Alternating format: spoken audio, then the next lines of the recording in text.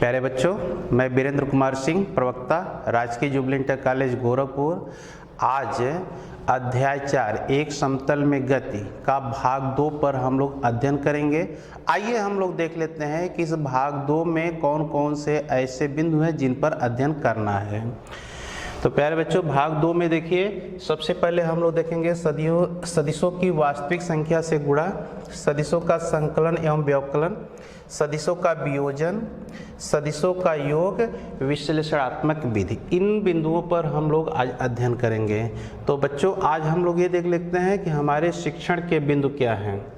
तो शिक्षण के बिंदु में हम पहले बताएंगे सदिश का वास्तविक संख्या से गुणा, सदिशों का संकलन, ग्राफी विधि बताएंगे इसमें, और उसी में देखिएगा आप त्रिभुज विधि, समांतर चतुर्भुज विधि, बहुभुज विधि। फिर उसके बाद सदिशों के संकलन में भी उसका विश्लेषणात्मक यानी गणितीय रूप क्या होगा, इसका भी अध्ययन करेंगे। सदिशों का व्यवकलन यानी उसका घटाना क्या होता है, ये भी देखेंगे।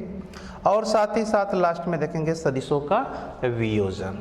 तो आइए बच्चों, हम लोग देखते हैं सबसे पहले सदिशों की वास्तविक संख्या से गुणा। ये आप लोग पढ़ रहे हैं भाग 2 के अंतर्गत। प्यारे बच्चों, इस भाग के पहले यानी इसी अध्याय के भाग 1 में आप लोग सदिशों से संबंधित जो भी परिभाषा है उसको पढ़ा है। साथ ही साथ आप लोग ये भी जानते हो कि सदिश में परिमाण और दिशा होती है, और वह सदिश वेक्टर योग के नियम, चाहे वो त्रिभुज नियम का हो या समांतर चतुर्भुज का नियम हो, उनका पालन करती है। आइए हम लोग देखते हैं सदिशों की वास्तविक संख्या से गुणा। जैसे मान लीजिए एक परिणाम में एक किसी सदिश A लेते हैं और इस सदिश A को किसी वास्तविक संख्या से गुणा करते हैं। तो जैसे ही आप वास्तविक संख्या से गुणा करेंगे, प्राप्त परिणामी भी एक सदिश राशि होगी। अब मान लेते हैं यदि वेक्टर A में लैम्डा जो कि वास्तविक संख्या है से गुणा करने पर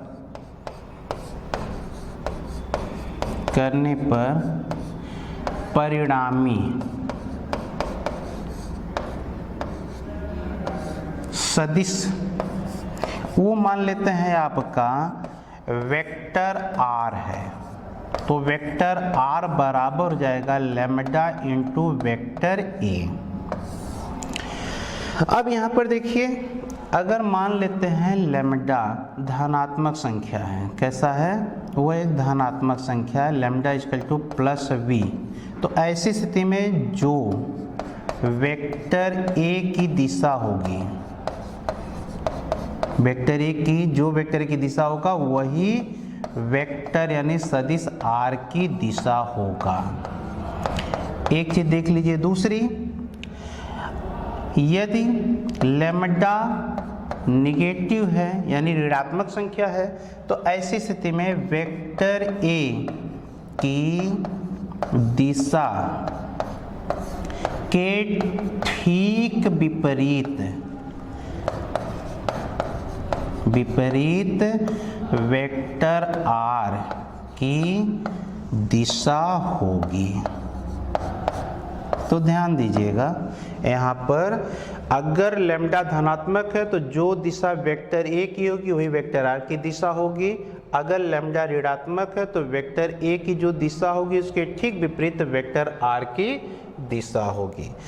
इन सबसे हट करके देखा जाए, अगर लैम्डा 0 है तो ऐसी स्थिति में वेक्टर R एक शून्य सदिश होगा। कैसा सदिश होगा? शून्य सदिश होगा। आइए बच्चों, हम लोग देखते हैं सदिशों का संकलन क्या होता है। संकलन का तात्पर्य ये हुआ कि हम लोग वेक्टर को जो कि 2 ज्यामितीय रूप में दिए हुए हैं उनको कैसे जोड़ सकते हैं। आप जानते हैं वेक्टर में दिशा होती है, इसलिए साधारण बीजगणित के नियमों के द्वारा इसे जोड़ा या घटाया नहीं जा सकता है। अतः जोड़ने के लिए हम कुछ विधियों का उपयोग करते हैं। एक चीज ध्यान रहे कि जब हम लोग सदिश को जोड़ेंगे तो सदिश को जोड़ते समय उनकी प्रकृति समान होना चाहिए। क्या होना चाहिए? समान होना चाहिए। इसका तात्पर्य ये है कि होना चाहिए, इसका तात्पर्य ये है कि सदिश यानी बल में सदिश बल को जोड़ा जा सकता है, जोड़ा जा सकता है। ऐसा नहीं है कि सदिश बल F में सदिश वेग को जोड़ा जाए, ऐसा कदापि संभव नहीं है। तो जोड़ने की विधियों में देखा जाए तो सबसे पहले हम लोग देखते हैं त्रिभुज विधि क्या होती है। और इस त्रिभुज विधि में अगर मान लेते हैं कि दो सदिश परिमाण और दिशा में किसी त्रिभुज की एक ही क्रम में ली गई दो भुजाओं से प्रदर्शित हो तो उनके योग का परिणामी सदिश परिमाण तथा दिशा में उस त्रिभुज की विपरीत क्रम में ली गई तीसरी भुजा से प्रदर्शित होगा। जैसे मान लीजिए आपके पास एक वेक्टर A है ये, और इस वेक्टर A में कोई कह रहा कि वेक्टर B को जोड़िए। तो सबसे पहले आप क्या करेंगे कि वेक्टर जो दोनों दिए गए उसमें से कोई एक वेक्टर लेंगे।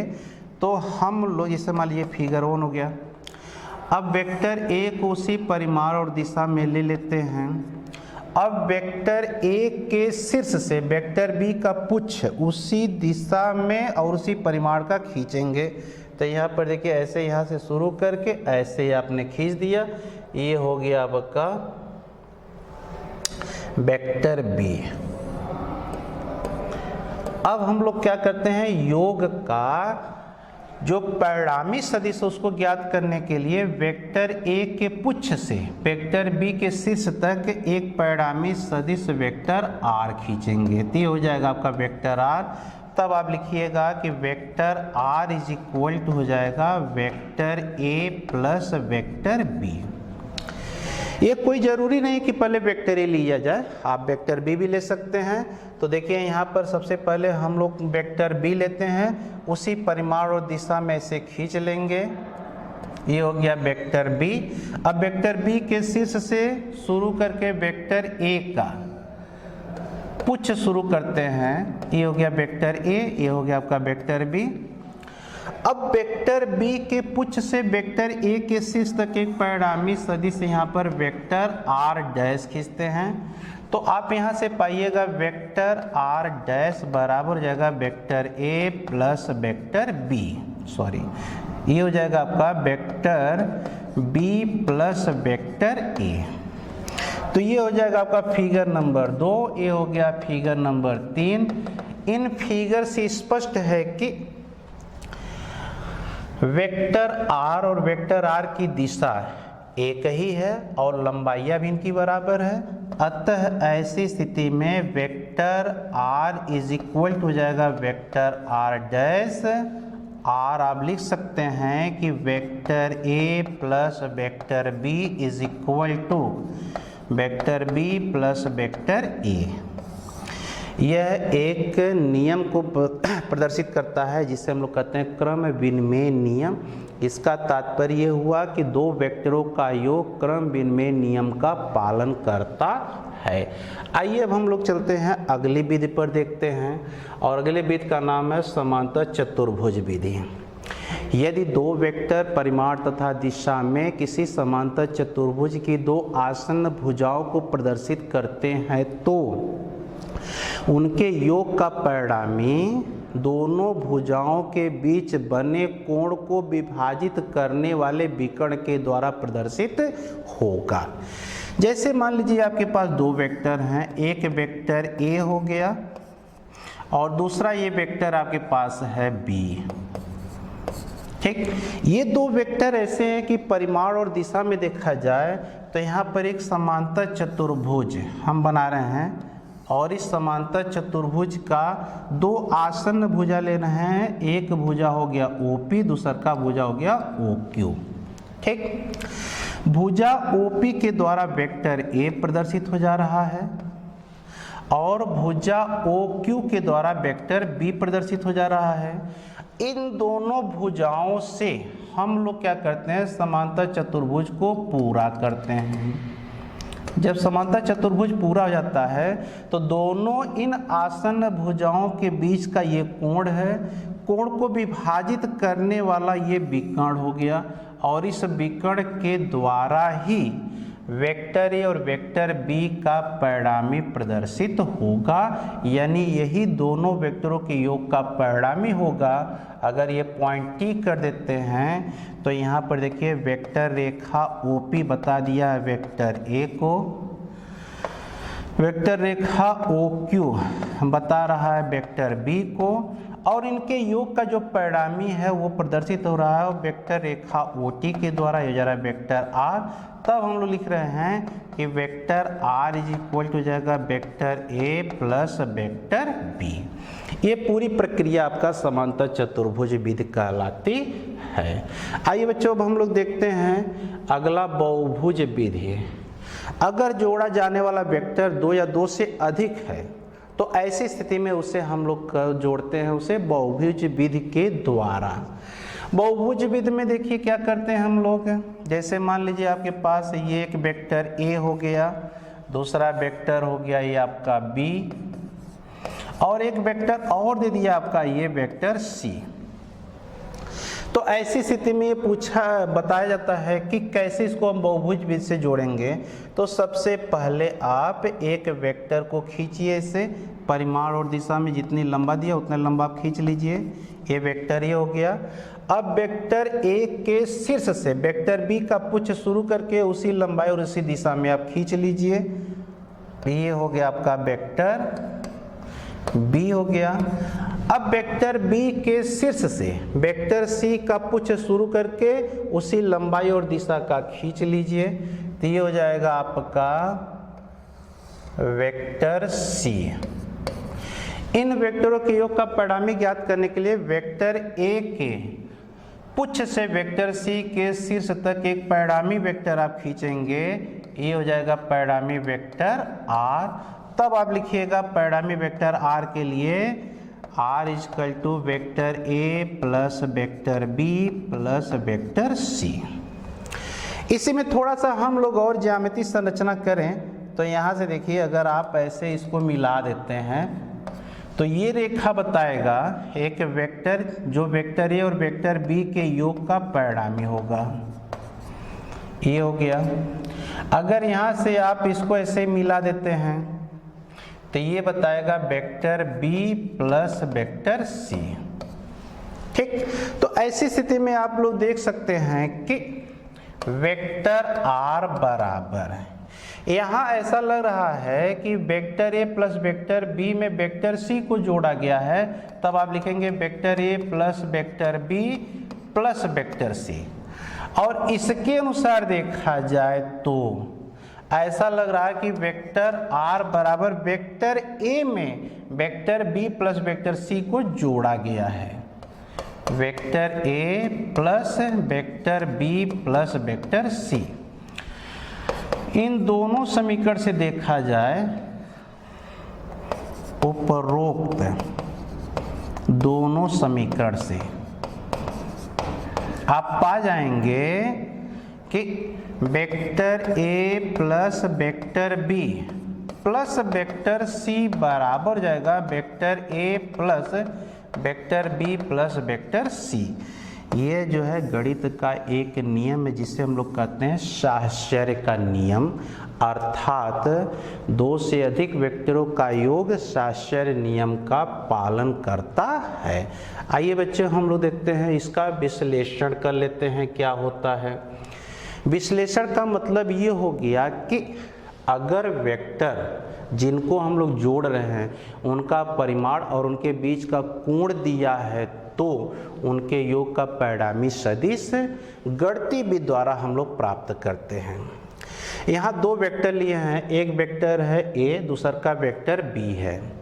दोनों वेक्टर को हम लोग समांतर चतुर्भुज विधि द्वारा जोड़े हैं। तो समांतर चतुर्भुज ओ पी क्यू एस की भुजा वेक्टर रेखा OP बराबर वेक्टर ए बता रहा है, वेक्टर रेखा OS बराबर वेक्टर बी बता दिया। फिर से देखिए, वेक्टर रेखा OP बराबर हो जाएगा vector A, vector Rekha OS बराबर हो जाएगा वेक्टर B। इन दोनों के योग का परिणामी जो है वेक्टर रेखा OQ द्वारा प्रदर्शित है, वो हो गया वेक्टर R। ठीक, अब हम लोग क्या करते हैं कि रेखा OP को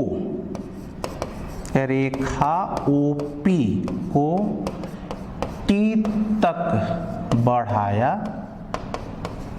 और Q से लंब QT डाला। ठीक है, चूंकि यहाँ पर ये कोण थीटा है, इसलिए ये भी पूरा कोण कितना हो जाएगा आपका थीटा होगा। और ये माना जा रहा कि परिणामी वेक्टर R जो है वेक्टर A की दिशा से अल्फा कोण बनाता है। कितना कोण बना रहा है वो? अल्फा कोण बना रहा है। अब हमारे पास पाइथागोरस प्रमेय से देखा जाए तो समकोण त्रिभुज OQT में समकोण त्रिभुज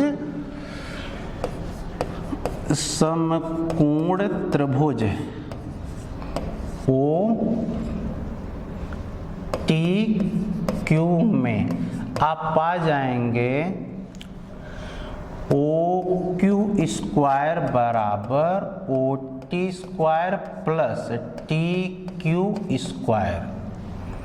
यहाँ से देखिए OT को आप लोग OP प्लस PT में तोड़ सकते हैं, तो OT प्लस PT का ये होल स्क्वायर जगह प्लस TQ का होल स्क्वायर, इसको आप तोड़ दीजिए, तो OT square plus PT square plus 2 times of OT into PT, अब प्लस हो जाएगा TQ square.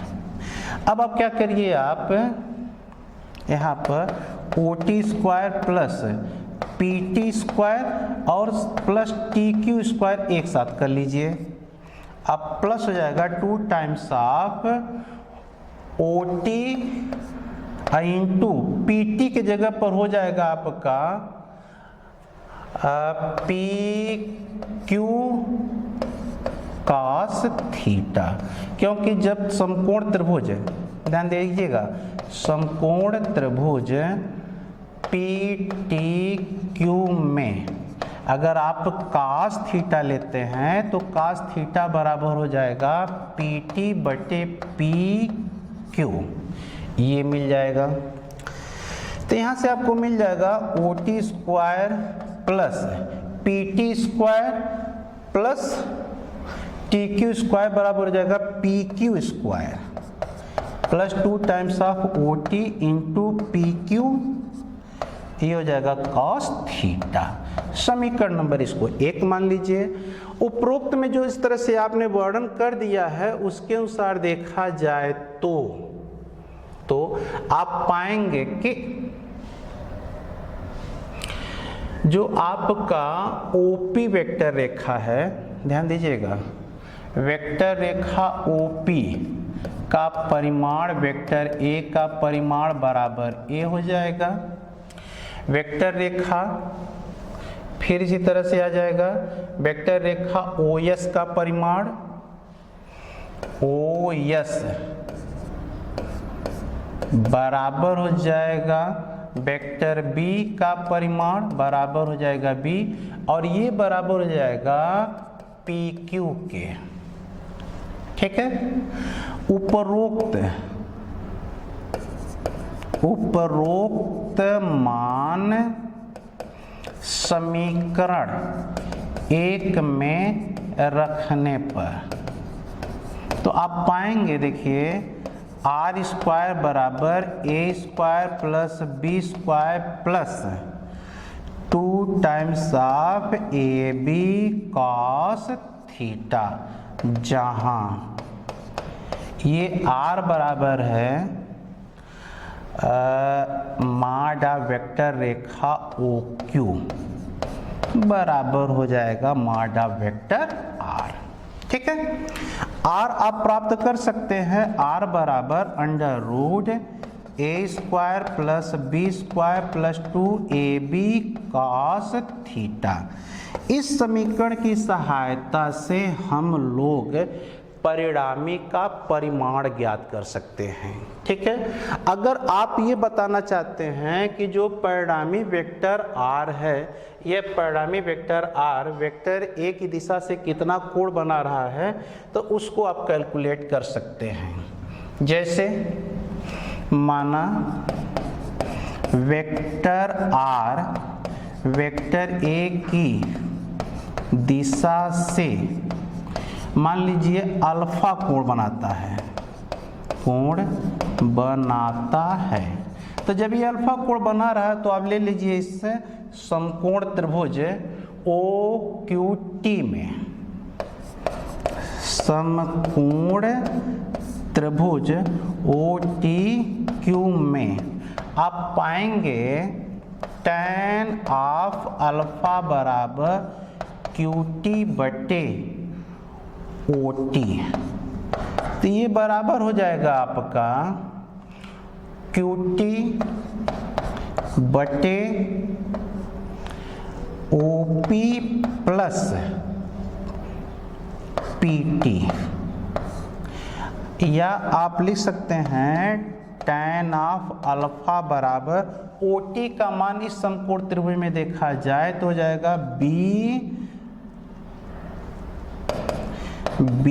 Sign of theta बटे OP का मान आप A है और इसका मान हो जाएगा B कॉस थीटा, और अल्फा बराबर हो जाएगा tan inverse B sine theta बटे A plus B cos theta.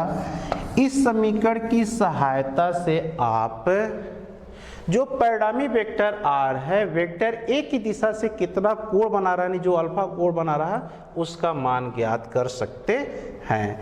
तो आइए बच्चों, अब हम लोग चलते हैं आगे। सदिशों का व्यवकलन यानी दो वेक्टरों का घटाना।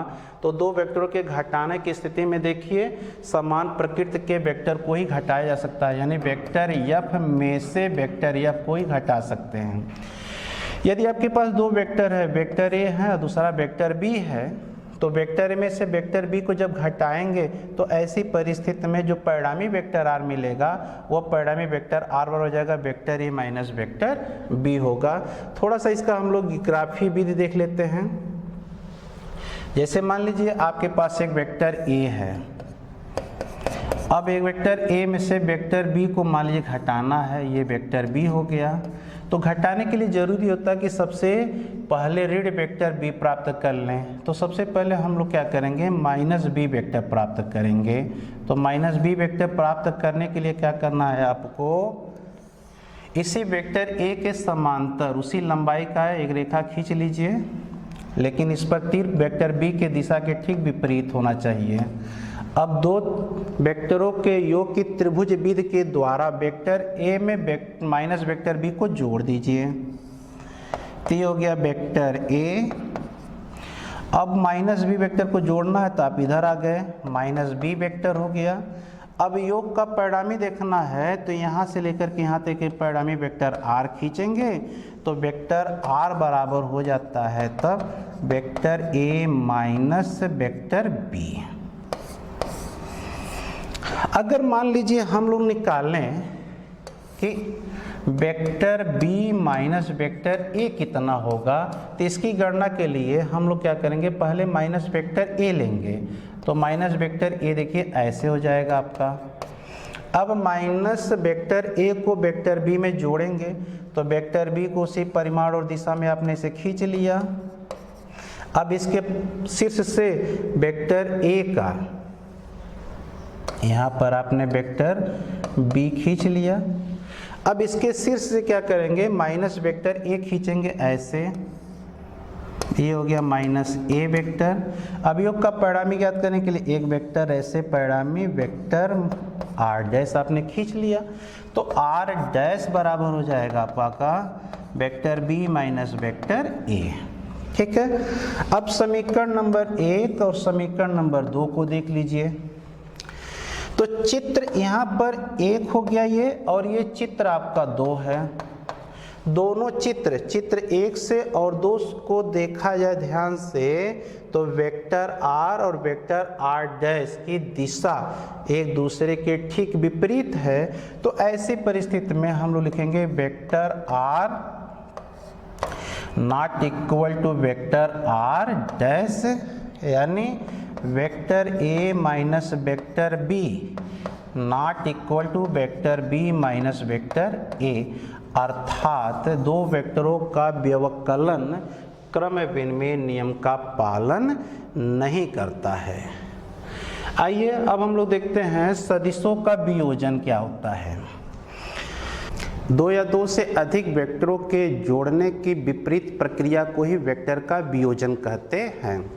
यदि किसी वेक्टर को दो या दो से भागों में इस प्रकार तोड़ा जाए कि उनका संयुक्त प्रभाव वही हो जो दिए हुए अकेले वेक्टर का है, तो इस प्रक्रिया को वेक्टर का वियोजन कहते हैं। दो वेक्टरों के योग में आपने पाया था कि वेक्टर r, जो परिणामी वेक्टर r है, वो परिणामी वेक्टर r इक्वल टू होता है vector a plus vector b। यहाँ पर देखिए वेक्टर r ऐसा लग रहा है कि इसको दो भागों में तोड़ा जा रहा है। एक हो गया वेक्टर a, दूसरा वेक्टर b। वेक्टर a और वेक्टर b का संयुक्त प्रभाव वही होगा जो अकेले वेक्टर r का है। तो इस प्रक्रिया को ही हम लोग वेक्टर का वियोजन कहते हैं। आइए देखते हैं कि आयताकार घटक क्या होता है। यदि किसी वेक्टर के घटक परस्पर लंबवत हो तो उन घटकों को आयताकार घटक कहते हैं। मान लीजिए किसी वेक्टर a का आयताकार घटक करना है, तो इसके लिए इसके पुच्छ को मूल बिंदु मानकर दो समकोणिक अक्ष OX तथा OY खींचते हैं। अब इस वेक्टर a के शीर्ष से दो लंब क्रमशः OX पर RP और OY अक्ष पर RQ डालते हैं। अब चित्र से स्पष्ट है कि वेक्टर रेखा OR इज इक्वल टू जाएगा वेक्टर रेखा OP, अब प्लस हो जाएगा वेक्टर रेखा OQ, या आप लिख सकते हैं कि vector A is equal to हो जाएगा वेक्टर AX प्लस वेक्टर हो जाएगा AY, जहां vector AX is equal to है वेक्टर रेखा OP। ये बताता है A का, यानी वेक्टर A का X अक्ष की दिशा में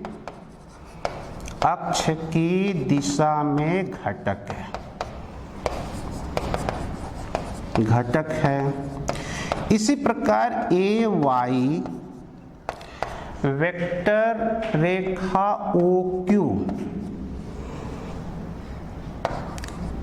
OQ के बराबर है, जो वेक्टर A का Y अक्ष की दिशा में घटक है। अब ये मान लीजिए कि वेक्टर A x अक्ष के साथ थीटा कोण बनाता है, तो ऐसी स्थिति में आप लोग पाएंगे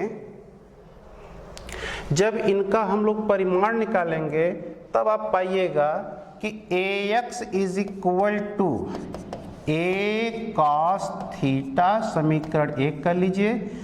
इसी तरह से AY बराबर हो जाएगा A sin थीटा, ये हो जाएगा समीकरण 2। समीकरण 1 एवं 2 का वर्ग करके जोड़ने पर